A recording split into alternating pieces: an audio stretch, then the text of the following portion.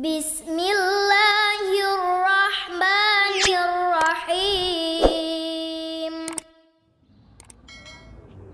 Bismillahirrahmanirrahim. Assalamualaikum warahmatullahi wabarakatuh. Innal hamdalillah nahmaduhu wa nasta'inuhu wa nastaghfiruh wa na'udzu billahi min shururi anfusina wa min sayyiati a'malina. Man yahdihillahu fala mudilla lahu wa man yudlil fala hadiya lahu. Asyhadu an la ilaha illallah wahdahu la syarika lahu wa asyhadu anna Muhammadan abduhu wa rasuluh la nabiyya wa la rasula ba'dah. Qala Allah ta'ala ya ayyuhalladzina amanu taqullaha haqqa tuqatih wa la tamutunna illa wa antum muslimun. Fa inna asdaqal hadithi kitabullah wa khairal hadi hadi Muhammadin sallallahu alaihi wasallam wa syarral umuri muhdatsatuha wa kullu muhdatsatin bid'ah wa kullu bid'atin dhalalah wa kullu dhalalatin finnar. Rabbi shrah li sadri wa yassir li amri wahlul 'uqdatam min lisani yafqahu qawli. Segala puji bagi Allah Subhanahu wa taala yang telah melimpahkan kepada kita nikmat yang amat sangat banyak kepada hamba-hambanya, entah itu yang muslim, entah itu yang kafir, semuanya diberikan kenikmatan dari Allah Subhanahu wa ta'ala. Akan tetapi apakah nikmat Allah Subhanahu wa ta'ala yang diberikan kepada hambanya itu Allah berikan secara percuma? Tentu tidak. Karena Allah memberikan nikmat pada hambanya itu merupakan kasih sayang dari Allah Subhanahu wa ta'ala, entah itu orang muslim, entah itu orang kafir. Bahkan hidup kita di dunia ini merupakan nikmat. Akan tetapi apabila kita tidak membalas nikmat yang Allah berikan kepada kita, maka Allah Subhanahu wa ta'ala pasti akan menyiapkan azab yang amat sangat pedih nanti di akhirat kelak. Allah Subhanahu wa ta'ala berfirman, la in syakartum la azidannakum. Jikalau kalian bersyukur atas nikmatku, maka akan aku tambah nikmat kalian. Itu kalau kita bersyukur, mengimani, mempercayai nikmat yang telah Allah berikan kepada kita. Bahwasanya nikmat yang telah Allah berikan kepada kita itu merupakan nikmat yang datang dari Allah Subhanahu wa ta'ala, bukan datang dari berhala-berhala, bukan datang dari dewa-dewa, bukan datang dari makhluk yang lainnya, bukan. Tapi nikmat tersebut datang dari Allah Subhanahu wa ta'ala. Maka kita harus bersyukur. Wala in kafartum inna adzabi lasyadid. Akan tapi apabila kita kufur akan nikmat tersebut, kita ingkar bahwasanya nikmat tersebut datang dari hal yang lainnya, bukan datang dari Allah Subhanahu wa ta'ala, maka Allah Subhanahu wa ta'ala akan menyiapkan azab, siksa yang amat sangat pedih nanti di neraka jahanam. Wala in kafartum inna adzabi lasyadid. Sesungguhnya azabku amat sangat berat. Kemudian salawat serta salam tak lupa kita curahkan kepada Nabi kita, Nabi Muhammad sallallahu alaihi wasallam, junjungan kita, suri tauladan kita, yang mana beliau mendakwahkan dinul Islam ini selama 23 tahun lamanya. Beliau berdakwah di jalan yang bukan jalan yang mulus aspal, bukan, tapi penuh dengan lubang dan lain sebagainya. Terkadang orang yang didakwahi oleh beliau menerima dakwah beliau, terkadang pula malah mengingkari dakwah beliau, bahkan melempari dengan batu, melemparinya dengan kotoran dan lain sebagainya. Akan tetapi Rasulullah SAW tetap tabah akan perjuangan dakwah beliau. Bahkan walaupun beliau sallallahu alaihi wasallam terus berdakwah kepada umatnya, akan tetapi ternyata pamannya sendiri pun belum masuk Islam hingga wafatnya nanti. Maka itu sebuah bukti bahwasanya hidayah itu datangnya dari Allah Subhanahu wa ta'ala. Kita selaku umat manusia wajib bagi kita untuk berdakwah. Wajib bagi setiap muslim itu untuk berdakwah, walaupun setiap kita pasti berbeda cara dakwahnya. Akan tetapi wajib setiap bagi kita untuk berdakwah. Balighu anni walau ayat, sampaikanlah dariku walaupun satu ayat. Jamaah salat subuh yang dimulakan oleh Allah Subhanahu wa taala, pada kajian kali ini kita akan melanjutkan kajian sebelumnya mengenai adab-adab berinteraksi dengan Al-Qur'an. Yang mana sekarang kita mencapai poin yang ke-11 ya. Yang ke-11 adalah dibolehkan bagi kita apabila kita membaca ayat tentang tasbih atau pujian-pujian kepada Allah Subhanahu wa taala, kita boleh untuk bertasbih kayak yang dibacakan tadi ya di salat atau di ayat-ayat yang lainnya. Ya ayyuhalladzina amanu dzkurullaha dzikran katsira wasabbihuhu bukratan wa asila, dan bertasbihlah bukratan wa asila. Itu ayat tasbih. Maka dianjurkan bagi kita untuk bertasbih di ayat ini, subhanallah, atau bacaan-bacaan yang lainnya. Begitu pula apabila kita baca ayat tentang azab ya, tentang azab neraka dan lain sebagainya, kita berta'awud atau meminta perlindungan kepada Allah Subhanahu wa taala akan keburukan serta azab itu. An-naru yu'raduna 'alaiha ghuduwan wa 'ashiyya wa yawma taqumus sa'atu adkhilu ala fir'auna asyaddal 'adzab. An-nar, yaitu neraka jahanam, ditampakkan kepada mereka siang dan malam. Wa yauma taqumus saah, dan pada hari kiamat ali Fir'aun atau keluarga Fir'aun akan dimasukkan ke neraka jahanam.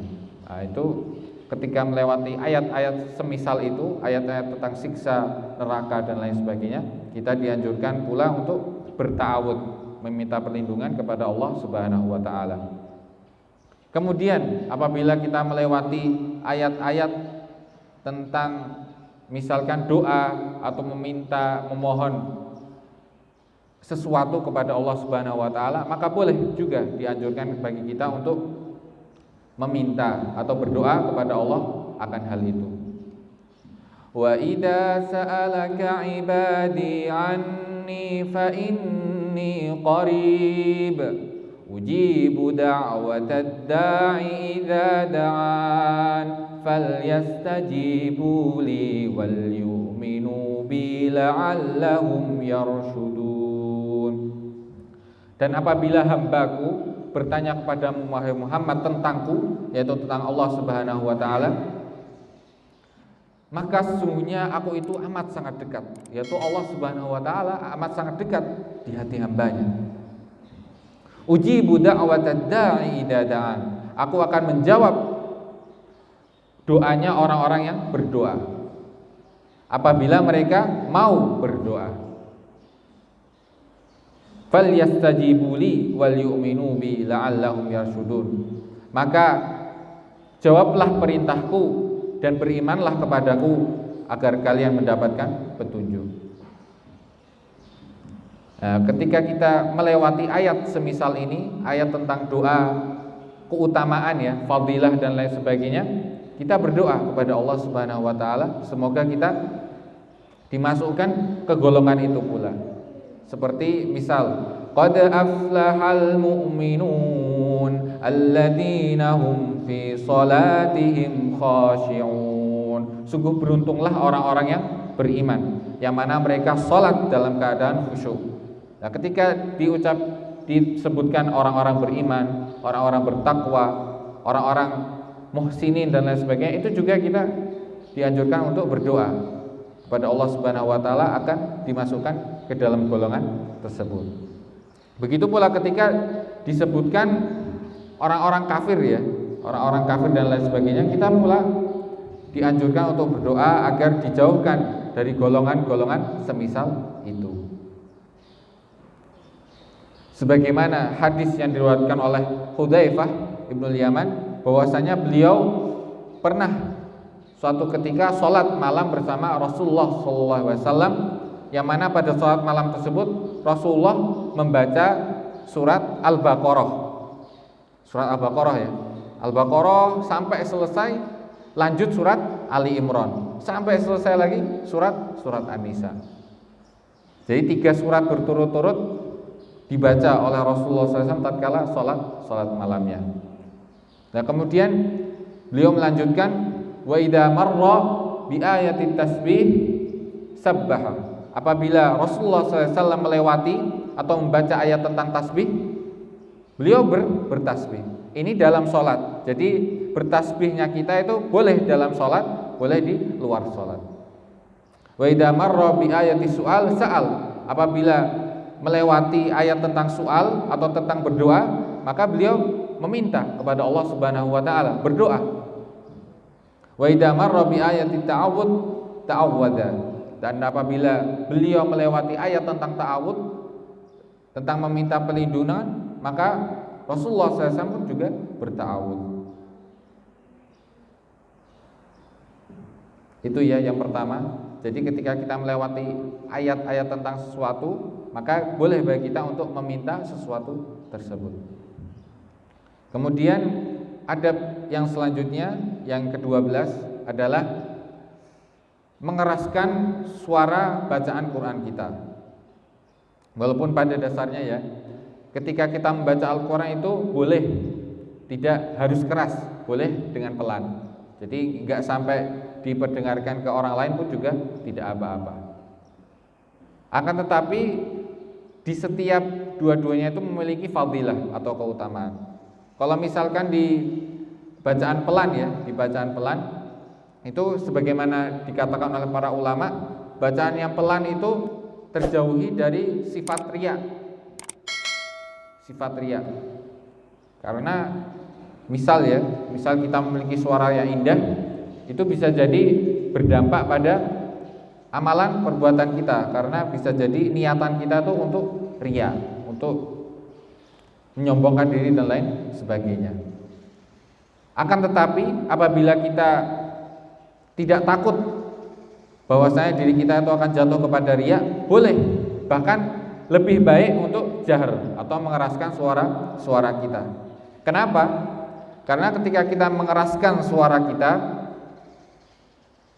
itu lebih baik, karena dengan membaca jahar itu membuat hati yang mendengarnya, yaitu para pendengar, akan membuat hati mereka tuh tergugah. Apalagi yang suaranya bagus ya. Bahkan diri kita sendiri pun yang membacanya, ketika telinga kita mendengar ayat yang kita bacakan, mungkin bisa jadi membuat hati kita itu terenyuh dan lain sebagainya. Sebagaimana sifatnya orang-orang yang beriman ya, apabila dibacakan ayat-ayat Allah Subhanahu wa taala, mereka bertambah iman mereka. Innamal mu'minuna alladzina idza dzukirallahu wajilat qulubuhum wa idza tuliyat 'alaihim ayatuhu zadatuhum imana. Dan apabila dibacakan kepada mereka, yaitu orang-orang yang beriman, ayat-ayat Allah Subhanahu wa taala, maka bertambah iman mereka. Dan itu mereka dengarkan dengan suara jahar atau suara keras. Dan juga mengeraskan suara dalam bacaan Al-Quran itu juga menghilangkan rasa kantuk kita. Apalagi kalau sambil teriak-teriak ya, itu tambah ngantuk istilahnya. Samping kita maupun diri kita sendiri. Ya, tapi jangan sampai teriak-teriak, biasa aja istilahnya. Dengan bacaan ya sewajarnya. Kemudian ketika kita membaca dengan jahar itu bisa meningkatkan keistiqomahan kita dalam membaca Al-Quran. Jadi diri kita itu semakin rajin dalam membaca Al-Quran. Apalagi membaca Al-Qurannya sesuai dengan tahsin maupun tajwid yang diajarkan oleh Rasulullah SAW. Dan juga dengan membaca Al-Quran secara jahar, secara keras itu bisa membangunkan orang-orang yang sedang tidur, yang sedang lalai dan lain sebagainya. Sehingga mereka yang lalai akan bacaan Al-Quran terbangun dari mimpi-mimpi indah mereka.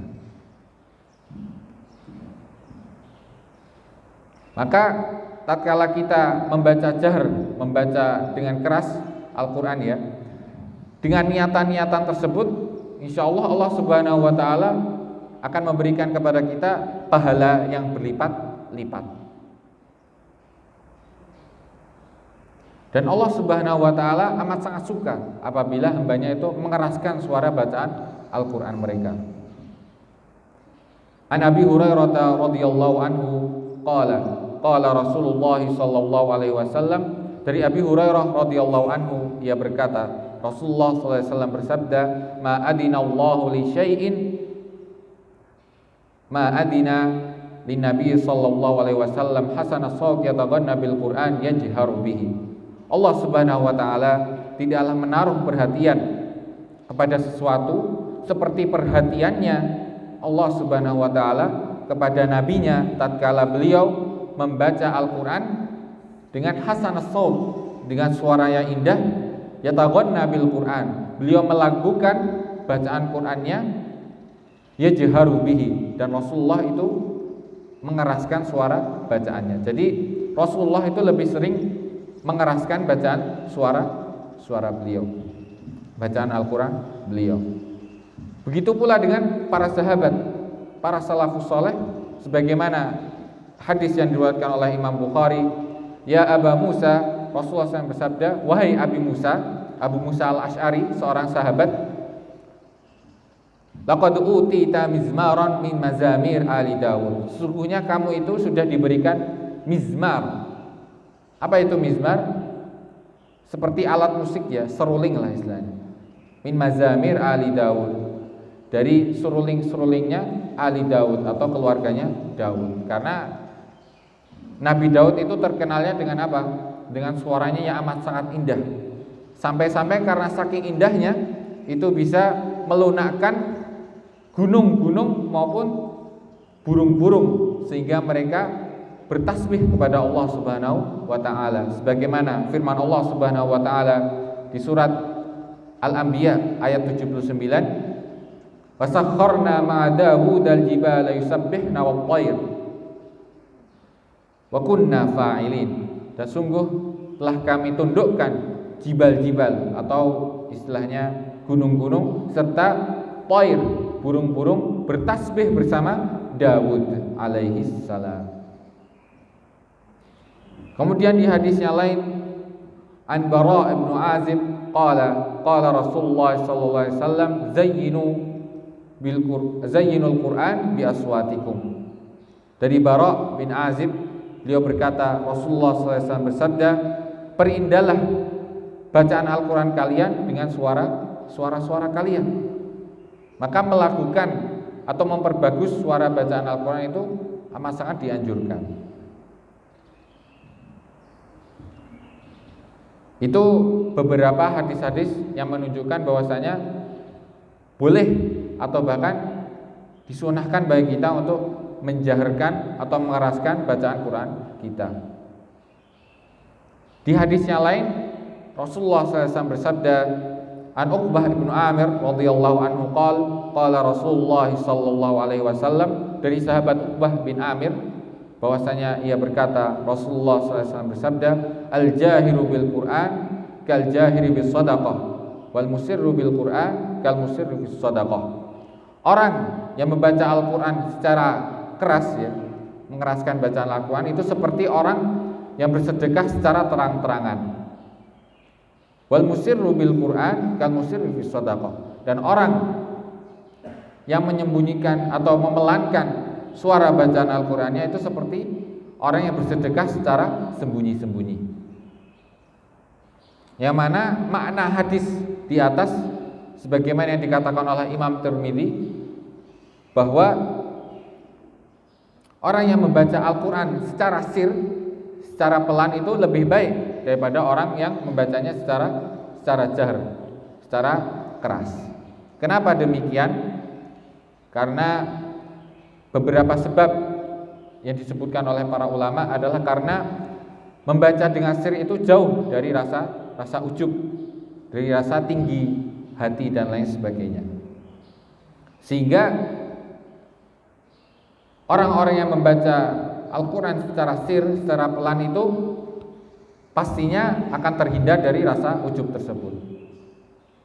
Lain hanya dengan orang-orang yang membacanya dengan jahar, karena terkadang bisa menimbulkan rasa ujub dan rasa riya, sebagaimana yang telah kami sebutkan sebelumnya.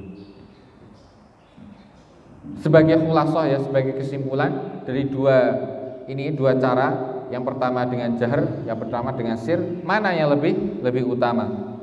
Kalau misalkan hati kita yakin bahwasanya kita itu tidak akan jatuh kepada riya, tidak akan jatuh kepada ujub, maka yang paling afdol, yang paling utama adalah membacanya dengan jahar. Begitu pula sebaliknya, apabila kita takut hati kita ini terjangkit rasa ujub, terjangkit rasa riya, maka lebih baik bagi kita untuk membacanya secara pelan. Wallahu a'lam bishawab. Kemudian adabnya selanjutnya adalah untuk memperbagus bacaan, memperindah bacaan. Dan ini amat sangat dianjurkan ya, sebagaimana hadis-hadis yang sudah kita sebutkan. Ya Aba Musa laqad utita mizmaran min mazamir ali Daud, sebagaimana Abi Musa yang telah diberikan seruling, yang mana seruling itu memiliki suara yang indah. Kemudian dari Bara' bin Azib tadi ya, dari sahabat Bara' bin Azib, zayyinu aswatakum bil Qur'an, perindahlah bacaan Al-Qur'an kalian dengan suara-suara kalian. Kemudian di hadis yang lain, dan ini peringatan ya dari Rasulullah SAW, Sa'ad bin Abi Waqqas, dari sahabat Sa'ad bin Abi Waqqas, qala, ia berkata, Rasulullah sallallahu alaihi wasallam, Rasulullah sallallahu alaihi wasallam bersabda, laisa minna man lam yataghanna bil Qur'an.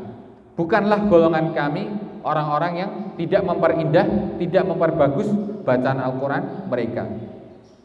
Ini tahdzir ya, tahdzir dari Rasulullah SAW, peringatan dari Rasulullah SAW bagi siapa saja yang merasa puas akan bacaannya saat ini, tidak menambah bagus bacaannya. Jadi ya disunahkanlah, bahkan wajib bagi kita untuk belajar tahsin, belajar tajwid dan lain sebagainya, karena dengan belajar tahsin, dengan belajar tajwid itulah kita bisa memperbagus bacaan Al-Quran kita. Karena tatkala kita membaca Al-Quran, akan tetapi dengan logat orang Jawa ya nggak bakal masuk. Apalagi dengan langgam Jawa nggak masuk. Akan masuk kita membaca Al-Quran ya dengan huruf hijaiyah tersebut, dengan pengucapan yang benar sesuai makharijul hurufnya, dha ya dha, pa ya pa, dan lain sebagainya, sehingga bacaan Al-Quran itu benar-benar fasih, terdengar dari lisan kita. Maka itu tadi ya, sangat disunahkan, bahkan diwajibkan bagi kita untuk selalu memperbaiki bacaan kita. Zayyinul Qur'an bi aswatikum. Perindahlah Al-Qur'an dengan suara-suara kalian. Kemudian adab yang selanjutnya, adab yang ke-14 adalah sujud tilawah. Sebagaimana yang sudah kita laksanakan tadi ya di sholat subuh, yang mana sujud tilawah ini kita amalkan ya apabila kita membaca atau mendengarkan ayat-ayat as-sajdah. Yang jumlahnya berapa Bapak-bapak di dalam Al-Quran? Ada yang tahu? Berapa? 15 ya, 15 ayat as-sajdah di dalam Al-Quran, yang mana biasanya ada tanda khusus di ayat-ayat as-sajdah, sehingga kita bisa membedakan mana ayat as-sajdah, mana ayat-ayat yang biasa. Dan kita melaksanakan sujud tilawah ini seperti sujud kita di sholat. seperti menundukkan kepala dan lain sebagainya. Lalu bagaimana hukum sujud tilawah? Jumhur ulama, yaitu Imam Syafi'i, Imam Ahmad dan lain sebagainya, mengatakan bahwasanya sujud tilawah itu mustahab, yaitu adalah sunnah ya, sunnah. Berbeda pandangan, yaitu Imam Abu Hanifah mengatakan bahwasanya sujud tilawah itu wajib. Sebagaimana firman Allah Subhanahu wa taala, "Fama lahum la yu'minun wa idza quri'a 'alaihimul Qur'anu la yasjudun." Maka mengapa mereka tidak mau beriman? Dan apabila Al-Qur'an dibacakan kepada mereka, mereka tidak mau sujud. Itu dalilnya Imam Abu Hanifah yang mengatakan bahwasanya sujud tilawah itu wajib. Lalu apa jawaban yang pendapat pertama, yaitu jumhur ulama mengenai itu?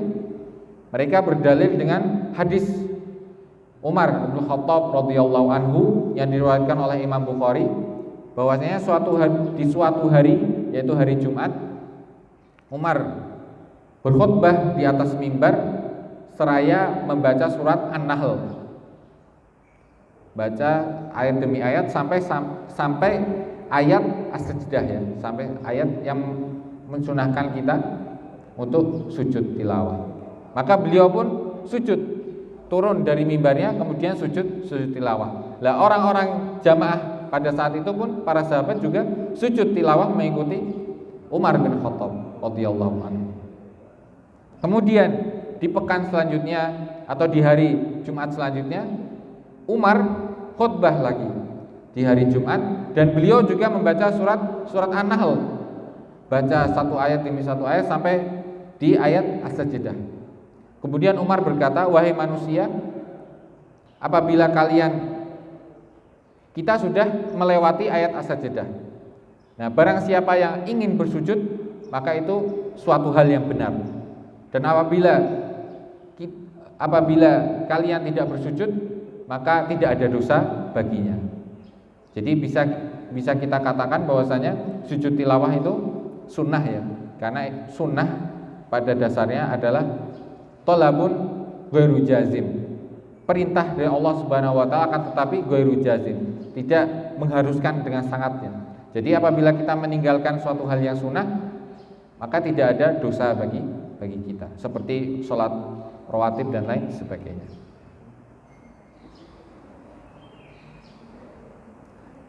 Dari Imam Nafi pun menambahkan dari Ibnu Umar bahwasanya Allah Subhanahu wa taala tidaklah mewajibkan sujud tilawah kecuali siapa yang mau melaksanakannya. Kemudian bantahan pendapat yang kedua ya, yang mengatakan bahwasanya wajib sujud tilawah. Nah, ternyata ayat yang berkenaan tentang itu menyebutkan bahwasanya orang-orang yang tidak mau sujud tilawah itu karena apa? Karena mereka takdzib, mendustakan ayat suci Al-Qur'an. Jadi tindakan mereka untuk tidak sujud itu merupakan tindakan mendustakan Al-Qur'an. Berbeda dengan kita lah istilahnya ya. Mungkin karena tidak sanggup dan lain sebagainya. Sebagaimana di surat Al-Insyiqaq ayat 22, yaitu lanjutan dari ayat 2 ayat tadi ya. Balil ladzina kafaru yukadzibun. Bahkan orang-orang kafir itu mendustakannya. Jadi sudah jelas bahwasanya kenapa orang-orang tadi tidak sujud tilawah, karena mereka itu orang-orang kafir, mendustakan Al-Qur'an.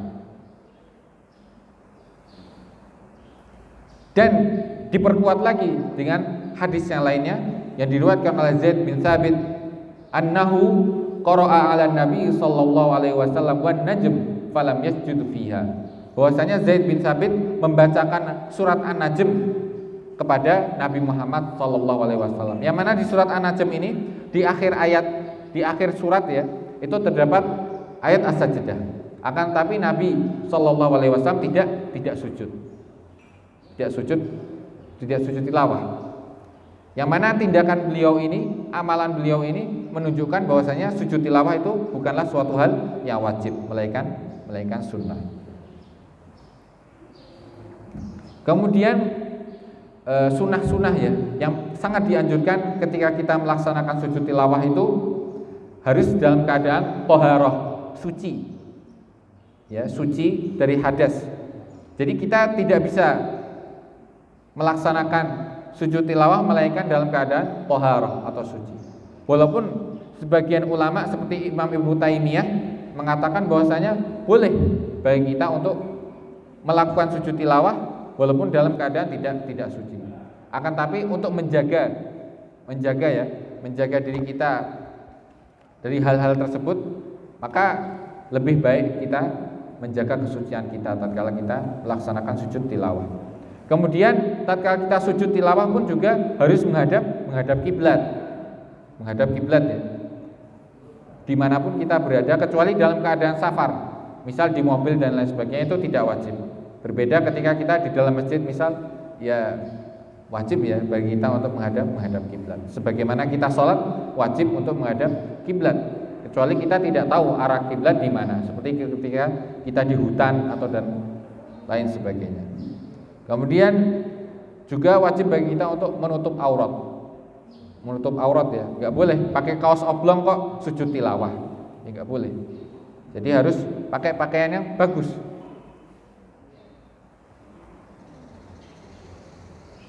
Dan sujud tilawah itu dilakukan atau dilaksanakan setelah kita membaca atau mendengarkan ayat as-sajdah tersebut. Atau boleh berselang sedikit ya, misal kita tadi masih berhadas, masih belum suci. Nah, boleh bagi kita untuk berwudu dulu, kemudian sujud tilawah. Boleh, asalkan rentang waktunya tidak terlalu panjang. Misal sejam itu ya nggak boleh. Jadi cuma beberapa menit aja, 5 menit lah misalkan, itu boleh. Jadi kita baca akan tapi sudah batal istilahnya. Kita boleh wudu dulu, terus sujud tilawah. Kemudian bagaimana hukumnya sujud tilawah di sholat sir ya? Tadi kan sholat jahar, kan jelas terdengar ayat sajadahnya. Nah, boleh nggak kira-kira di sholat sir? Misalkan imam baca ayat as-sajdah, terus tiba-tiba sujud tilawah, boleh nggak kira-kira? Ternyata menurut jumhur ulama itu suatu hal yang makruh ya, makruh.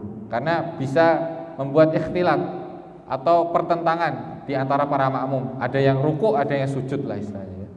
Jadi enggak seragam nanti makmumnya. Setelah itu bagaimana bacaan sujud tilawah yang diajarkan oleh Rasulullah SAW? Yang pertama ya, sebagaimana yang diriwayatkan oleh Imam Muslim di hadisnya, wa idza sajada, apabila Rasulullah SAW sujud, qala Allahumma laka sajadtu wa bika amantu wa laka aslamtu, sajada wajhiya lilladzi khalaqahu wa sawwarahu wa syaqqa sam'ahu wa basarahu wa tabarakallahu ahsanu khaliqin. Itu yang pertama ya tadi ya. Yang pertama bacaan ini. Allahumma laka amantu wa Allahumma laka sajadtu wa bika amantu wa laka aslamtu, sajada wajhiya lilladzi khalaqahu wa sawwarahu wa syaqqa sam'ahu wa basarahu wa tabarakallahu ahsanul khaliqin. Ini yang pertama. Kemudian bacaan yang kedua. Nah, yang kedua ini yang paling masyhur di antara kita ya, yang biasanya ada di buku-buku dzikir. Itu sebagaimana diriwayatkan oleh Aisyah Ummul Mukminin radhiyallahu anha, qalat kana Rasulullah sallallahu alaihi wasallam, bahwasanya Rasulullah sallallahu alaihi wasallam yaqulu fi sujudil Quran bil lail, bahwasanya Rasulullah sallallahu alaihi wasallam ketika sujud tilawah tatkala beliau salat lail, beliau membaca sajada wajhiya lilladzi khalaqahu wa syaqqa sam'ahu wa basarahu bihaulihi wa quwwatihi. Itu bacaannya yang kedua. Sajada wajhiya lilladzi khalaqahu wa syaqqa sam'ahu wa basarahu bihaulihi wa quwwatihi. Kemudian ada bacaan yang ketiga yang paling pendek ya, yaitu sebagaimana diriwayatkan oleh Imam Muslim, Rasulullah SAW ketika dahulu berdoa untuk rukuk maupun sujud, Rasulullah SAW berdoa, Sabbuhun Kudus Rabbul Malaikati Warruh. Sabbuhun Kudus Rabbul Malaikati Warruh. Itu diantara bacaan-bacaan sujud tilawah. Walaupun terserah panjenengan ya, dari para jamaah untuk mengambil yang mana diperbolehkan. Lalu bagaimana tatkala kita sedang bersafar atau dalam keandaraan, bagaimana kita sujud tilawah? Jadi kan nggak ada tempat istilahnya ya, di dalam bis atau di dalam kereta, ya nggak ada tempat sujud. Bagaimana kita sujud? Boleh bagi kita untuk sujud sambil menganggukkan badan, cuma menganggukkan kayak sholat di mobil ya. Kita kan nggak sujud, cuma gini aja ya, menganggukkan badan. Nah itu diperbolehkan oleh para ulama. Al-ima istilahnya ya, sebutannya al-ima atau menganggukkan badan. Boleh juga apabila kita memang tidak sanggup ya, tidak sanggup untuk melakukan sujud, ya boleh.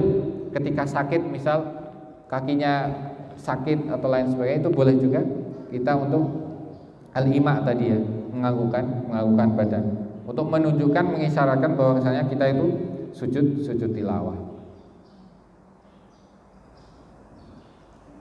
Mungkin cukup sekian ya dari kami ya.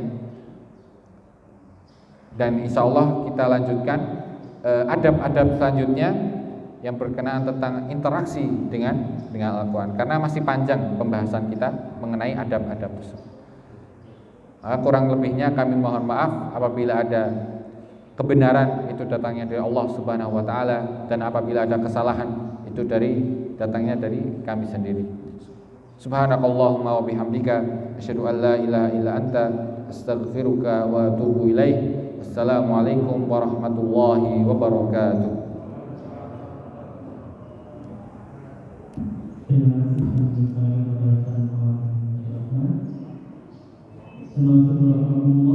Untuk hari selanjutnya kami buka di tanya jawab.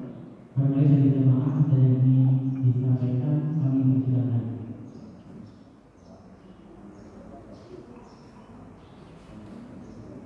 Dari ibu-ibu barangkali ada yang ingin ditanyakan.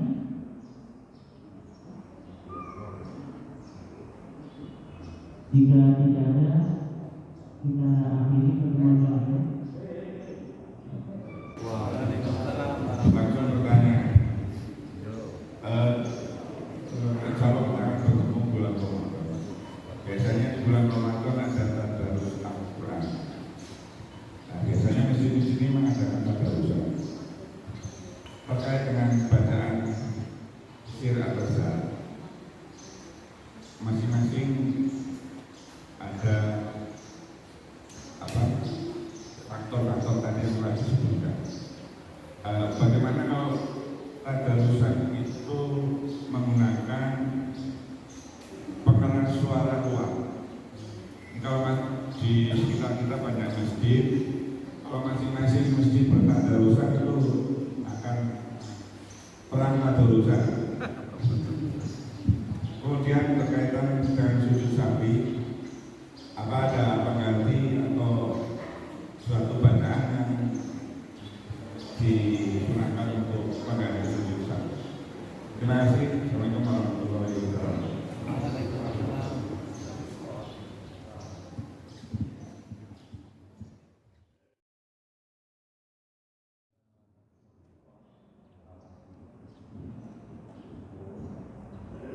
Ya untuk tadi ya, yang menjaharkan tatkala Ramadan, tadarusan istilahnya ya.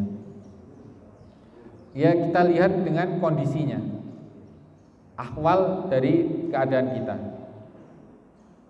Kalau misalkan memang dengan menjaharkan Al-Quran itu lebih baik bagi para jamaah atau lain sebagainya, seperti menyemarakkan lah istilahnya ya, menyemarakkan Ramadan, bahwasanya ini loh bulan Ramadan, kelihatan lah istilahnya, ini ada bacaan Al-Quran, ada zikir-zikir dan sebagainya, itu lebih baik. Karena itu menunjukkan izzul muslimin ya, kebanggaannya orang-orang Islam. Jadi lebih baiklah kita mengisi bulan Ramadan dengan suara-suara bacaan Al-Quran dibandingkan dengan musik-musik atau dangdutan dan lain sebagainya. Nah, kalau misalkan ternyata satu masjid dengan masjidnya itu berdekatan, amat sangat dekat, sedangkan yang tadarusan kayak istilahnya tadi ya, perang gitu ya, yaitu harus mengalah salah satunya. Karena kalau misalkan kayak gitu ya, kalau misal ya, dua-duanya tidak terlalu jelas mana yang baca, mana yang ini mana gitu kan, nggak terlalu jelas, itu ya kurang baik lah istilahnya ya. Karena kita pun yang menyimak juga bingung mau nyimak yang mana, seperti itu. Tapi kalau misal agak jauhan kayak seperti ini kan masih agak jauh. Jadi yang rumah-rumah yang lebih dekat kan bisa menyimak istilahnya yang tadarusan, itu boleh dengan pengeras suara. Kemudian bacaan yang mengganti sujud tilawah, wallahu a'lam ya, kami sendiri pun masih belum menemukan bacaan yang bisa menggantikan sujud tilawah. Entah itu dari hadis Nabi Muhammad SAW maupun dari athar para sahabat, masih belum kami temukan. Mungkin misal bapak-bapak menemukan ya dalil tentang tersebut, boleh.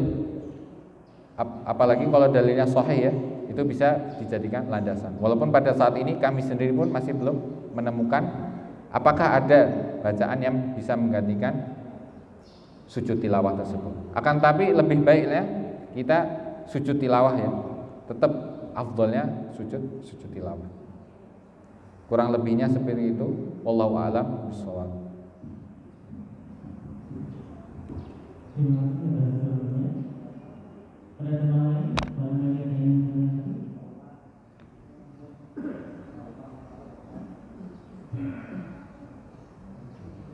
Assalamualaikum warahmatullahi wabarakatuh.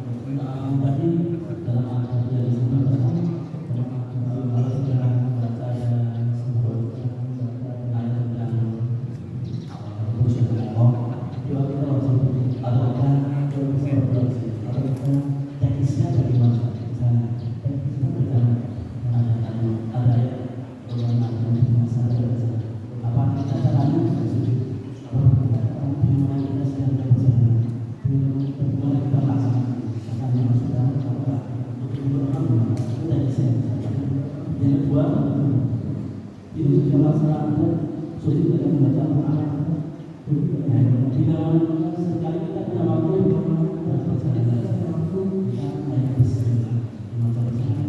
kita mau disini kita menghafal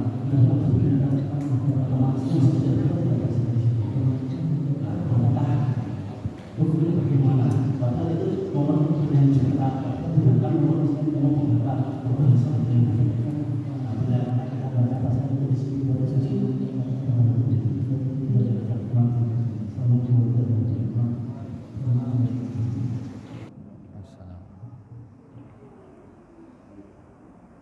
Untuk pertama tadi ya, tentang ada ayat tasbih, bagaimana kita bertasbih, tentang ayat doa, bagaimana tentang kita berdoa. Karena banyak sekali doa-doa yang ada di dalam Al-Quran. Misal, Rabbana hablana min azwajina wa dhurriyyatina qurrata a'yun waj'alna lil muttaqina imama. Itu ada di surat Al-Furqan. Boleh kita mengulang ayat tersebut dengan niatan doa. Bisa juga ketika kita membaca ayat tasbih, sabbihisma rabbikal a'la, subhanallah, baca setelah ayat tersebut. Misal ta'awud tentang azab, ya kayak misal tadi an-naru yu'raduna 'alaiha ghuduwwan wa 'ashiyya, kita langsung baca a'udzubillahi min syarril azab, a'udzubillahi min fitnatil qabri wa fitnatil nar, dan lain sebagainya. Seperti itulah. Atau bisa kita baca dengan doa bahasa Indonesia, boleh. Karena pada dasarnya itu doa secara keseluruhan umumnya boleh dengan berbagai bahasa. Entah itu bahasa Indonesia, bahasa Jawa, bahasa alien dan lain sebagainya, boleh. Asalkan dipahami oleh manusia. Seperti itu. Karena Allah Subhanahu wa taala, Rabb semesta alam, ya tahu semua bahasa. Mau bahasa Czechnya, bahasa Rusia, Allah Subhanahu wa taala amat sangat tahu tentang bahasa-bahasa tersebut. Kemudian tadi ya, ketika kita safar kan terkadang kita berhadas atau enggak suci. Nah, bagaimana kita sujud tilawah? Sebagaimana tadi ya, salah satu sunnah yang disunahkan tatkala kita sujud tilawah itu harus dalam keadaan thaharah. Nah, ternyata boleh bagi kita untuk bertayamum terlebih dahulu, setelah itu dilanjutkan dengan sujud tilawah. Boleh, karena kita dalam keadaan safar. Nah, dalam keadaan safar kan terkadang kita tidak mendapatkan air, istilahnya ajiz anil ma, kata para ulama itu ya, lemah atau tidak sanggup untuk menggunakan air, entah itu karena sakit, entah itu karena safar atau tidak mendapatkan air. Itu boleh bagi kita bertayamum dalam keadaan kita untuk menuju suci lah istilahnya ya. Nah, itu boleh dengan keadaan tayamum. Kalau misal nggak bisa tayamum, ya boleh untuk sujud tilawah. Karena sebagaimana tadi ya, bahwasanya thaharah itu sunnah, masih dalam keadaan sunnah, bukan wajib. Karena sebagian para ulama pun ada yang membolehkan sujud tilawah dalam keadaan tidak suci, seperti Ibnu Taimiyah dan lain sebagainya. Wallahu a'lam bishawab.